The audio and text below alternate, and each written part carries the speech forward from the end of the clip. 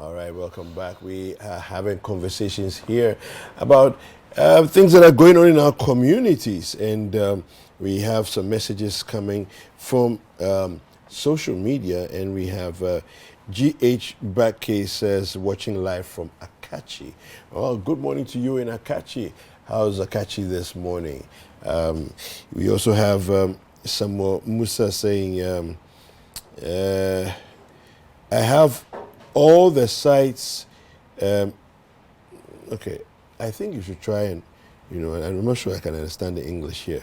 He says, I have all the sites, Chairman Wuntumi. By the way, Kojo, Chairman Wuntumi, he's often spoken about his prowess in the Galamsey space. I'm wondering why, he's never up in the conversation when it comes to fighting of Galamsey. Because he doesn't hide it. Does he say Galamsey or mining? Well, okay, so we say illegal mining, right? His is not in that category. We are assuming, right? His is legal mining. Or you don't know? Look, the thing is, we should audit all these small-scale, medium-scale mining firms. I believe that mining is a place that Ghanaians should rule or own because the natural resources on our land. I agree. But we should audit and make sure they are doing it well. I've been to Newmont, I've been to Anglo Gold, I've been to other mines before.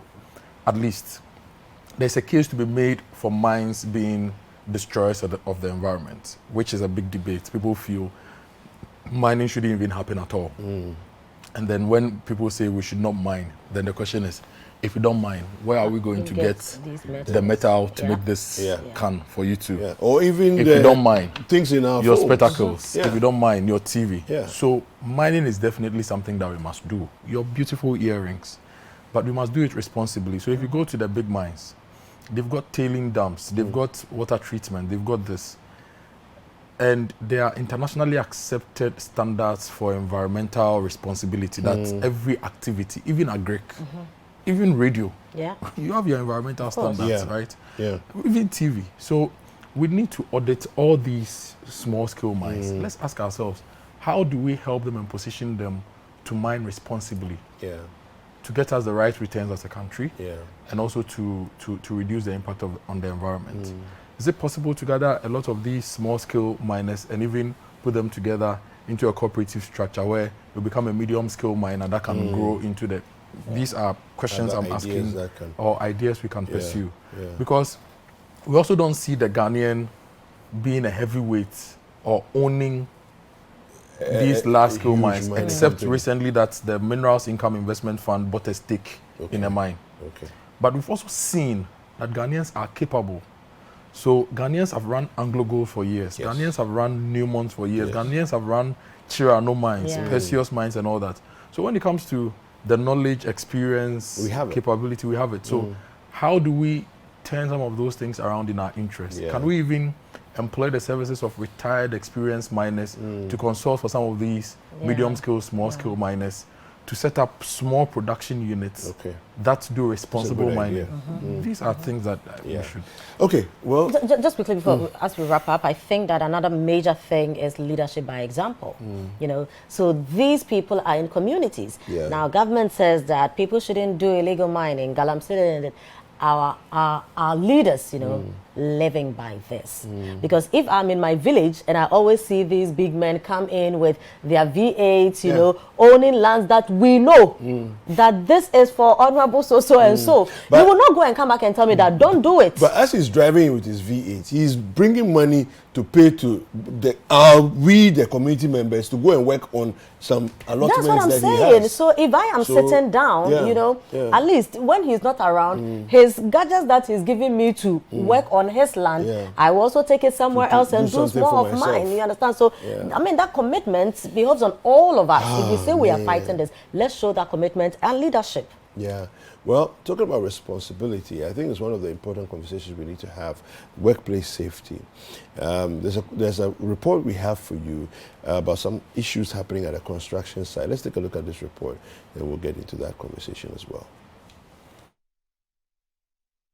According to a worker on the project who spoke off camera, the zinc sheets, which were used as a barricade around the foundation, were destroyed following the most recent rainstorm in the national capital. As of the time City News visited the site, some of the workers were seen felling trees close to the foundation for a refencing exercise to commence. Behind me is a foundation for a huge building that will be put up at this particular location. This place is just opposite the Efua Sutherland Park here in Accra. Concerns have been raised about how open the space is, and it's risking the lives of individuals who ply this particular stretch. But contractors on this particular project have indicated that they'll do everything they could to ensure that the plywoods to fence the space have been purchased, and the exercise will be completed by close of Thursday, 2nd June. In the interim, a yellow tape has been used to cordon off the place and to caution the general public of danger when they use the stretch. It will be in the best interest of the public if contractors here expedite work to cordon off this particular place to protect lives of individuals who ply this particular stretch.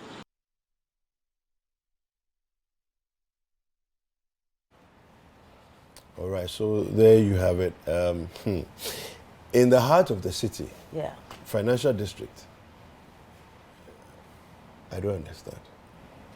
No, I mean, so construction is ongoing, you know, but as we keep saying, what are the measures, safety measures? Because this is in the middle of a very busy area, you know, in the middle of town. So if you had cordoned off the area and for whatever reason, you know, the sheets have fallen off, how long should it take for another one? Looking at the dangers associated with this, I don't think that we just have to sit down for people to complain over and over and over again before something is done about it. Could you? Yeah, I've not been to the site, but looking at these videos on the TV, it shows me that the site is not active.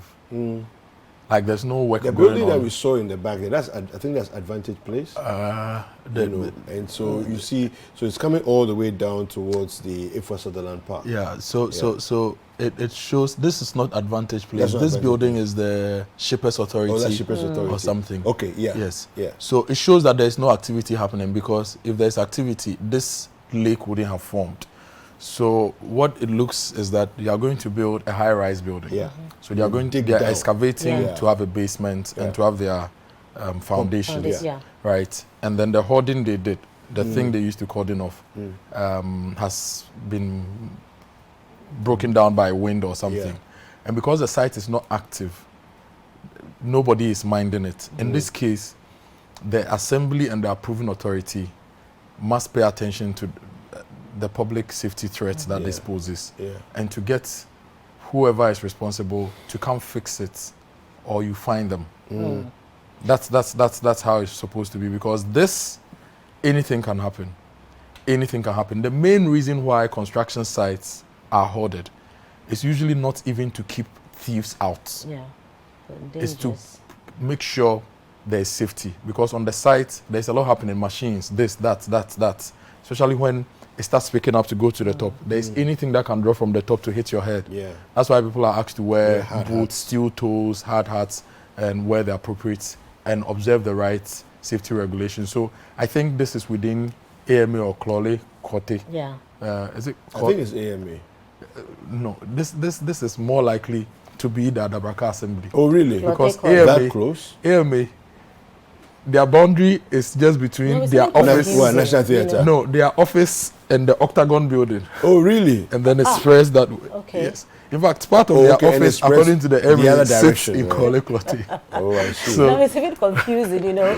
So I think it's easy for people to dodge responsibilities. And for me, because you don't even know whose jurisdiction this is Kole Clotti. You know, I'm sure but let me add that now, if we're able to show the entire report, you could tell that they are trying to now, you know, build that. They are trying to fix the hoarding, exactly, and do it. But my concern is how fast they do that, you know. So it shouldn't be an issue of, because now we are talking about it, they are trying to fix the thing. When everybody stops talking about it, you know, we just go and sit down. So really, I agree with you, Kojo, that the assembly must also be up and doing and make sure that stand on them to do the needful. Yeah. Our construction can be painful, though. this hoarding that is gone. No. And the thing is big, so I can imagine. It's a lot of money. So and they should do it well. Get the right material, do it well, guard it against wind, so that they protect people and keep all of us safe. No, I mean, okay. So the other conversation for me, and let's get into it, because this is something that is right up your alley, is Efua Sutherland Park. We talk about parks.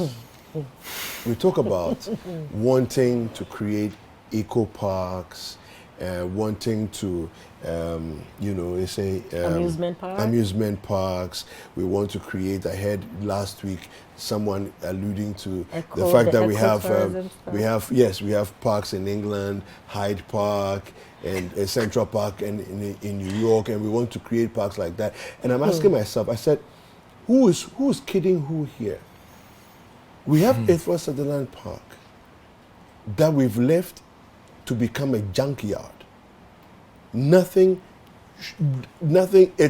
I cannot say anything better than that. It's a junkyard. Efua Sutherland Park is old. We have the newest, the Rattray Park, you know, that Kojo Bonsu did as a mayor. What is the state of the Rattray Park today? As for Efua Sutherland, let's say that... About 6 months ago, we did something on Rattray Park. It was terrible. Very unsightly.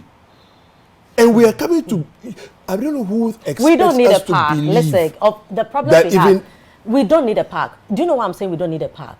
Look, if children don't have food to eat, if our schools don't have chairs, students don't have chairs and tables to study on, if we are polluting our water, if we don't, in a few years, we won't have water to drink. Picnic, amusement is not what you should be thinking about. Yeah, but we actually do need a park. No, but you do.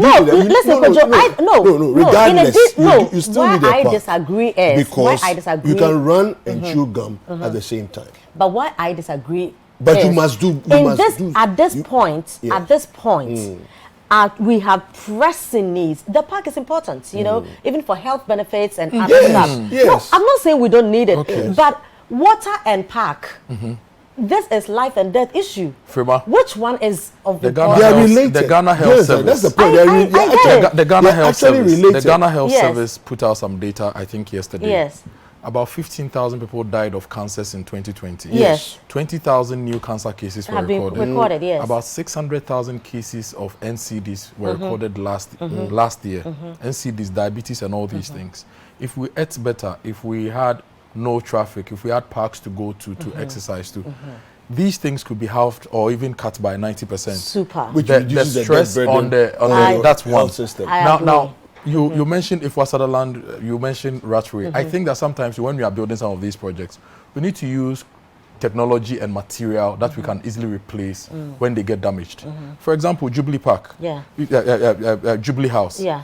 When the facade, the items used to decorate the facade, when they get damaged and stuff, we have to wait months and years before we get them from wherever.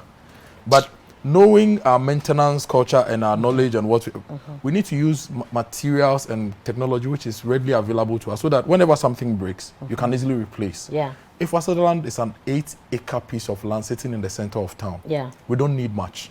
One, grass is properly. Two, the junk there, remove them. Three, if you want it well managed, there is EcoBank here, there is Kempinski here, there is MTN here. Yeah. Have MTN court, EcoBank corner, this corner. Yeah. Give them the spaces. We have not sold it to them all. No. But let them build stuff where people can come have experiences. Right? These businesses, because they have an opportunity to brand, they will keep the places and maintain them. If we say we don't have money at all, we cannot do anything at all. Some of these things are things we can easily do. Imagine after work, Charlie, why do you have you just drive to Efua Sutherland, or you walk around, go sit under a cabana, have a drink, take a nap. You are even talking about nice aromatic. You're even talking about Ghana is bigger than those of us in these kind of spaces that you're talking about. But you see, but Efua Sutherland, we can have it everywhere else. That is what I'm trying to say. Because if the people don't have food to eat. If you go to the hospital and they tell you there's no bed, if your children don't have access to quality education, you think if there's a park, you go and chill. At the same time, you don't drop one important thing because there's another important thing. We used to have parks. We don't have those parks anymore in our communities. We used to have parks in Ghana. Football. We used to play Listen, lunchtime. He's talking about after work. I'm saying lunchtime. I can drive with you. We'll go and sit there. Walk. Beautiful. Listen, but what I'm trying to say is, today when you visit our malls, the patronage is not like 3 years ago, where people will even just go and it is beautiful. We just want to have something nice to see and walk around and all that. Yeah, but I get it. But what I'm trying to say is, we will create this park, but when people have pressing issues, patronage will not be as expected. That is all I'm trying to say. That certain things, you don't have water to drink, so you go and sit on that park and drink with water. So it's all about sustained experiences. So I can tell you. Let's not also talk about the experience on paper. You and I know that rat trade is what have we done with the rat trade that it was created for us? What have we done? And I'm giving you an example of why I think rat trade is where they are. Material they used to build, construction technology, even whoever built it. So when we are building public infrastructure, we should always think about maintenance and choose the design and material that helps us to easily maintain. When you're even building your home, you need to think about maintenance. Some people will build homes and want to clad with all these aluco bond, different colors, and then they get damaged and you want to replace, and you cannot get the same colors. So you have to think about some of these things. Where we are now, we are in the tropics. We are in a different place. God gave us. Have you seen the state of Ebri Botanical Gardens? I went there recently. I liked it though. It wasn't bad. They had mowed the lawns and. They're improving. The last time I went there, they had mowed the lawns and. But what is patronage like? I'm asking myself. That is all I'm saying. That look, people have these kind of England and places that you're talking about. What I'm trying to say is, you can stand in front of your junction and get a transport. Kweku is right. All you're saying is that let's do it better. And Kweku is saying we can walk and chill down. So let's prioritize and if you want to distribute resources. If you want to talk about parks, look at Legon Botanical Garden, right? Go to Konkoro. The patronage at Legon has shot up because since they maintained it and created experiences around it. But things owned by government, are they maintained? Let's not deceive ourselves because they will not maintain it. What could you say? Hand it over. Don't say we are not selling to you. No. Partnership. You manage here. Well, I just hope that that land depot is still there. It's not, anyway. It's not been willed. I didn't say that. I didn't say that. I didn't say that. I hope that land is still for government anyway. Well, on that note, I think we should will Efua Sutherland Park to Kojo forever. He has the idea forever and ever. To go and talk to MTN. So Kojo, forever this is your life. Efua Sutherland. Yeah, I know, right? Okay, all right. Thank you very much for joining us this morning. It's been a good conversation. Thank you for watching us.